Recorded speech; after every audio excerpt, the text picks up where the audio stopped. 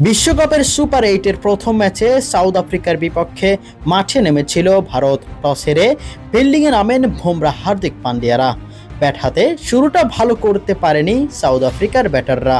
জাসপ্রীত বুমরাহ ও আর্শদীপ সিং এর বলে উইকেট হারাতে থাকে কুইন্টন ডি ককরা। তবে অপর প্রান্তে ডেভিড মিলার ও ডেওয়াল্ড ব্র্যাভিস দুর্দান্ত ব্যাটিং করতে থাকেন।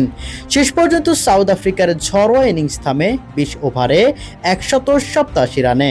188 রানের টার্গেটে ব্যাট করতে নামে ভারতের ব্যাটাররা। উড়তে থাকা ঈশান কিষান আজ 0 রানেই প্যাভিলিয়নের পথ ধরেন।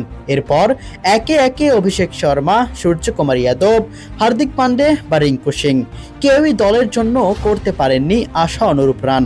শেষ পর্যন্ত শিবম ডুবের চেষ্টায় 111 রান পর্যন্ত পৌঁছায় ভারত। ফলে 76 রানের বিশাল ব্যবধানে হারতে হয় ভারতকে।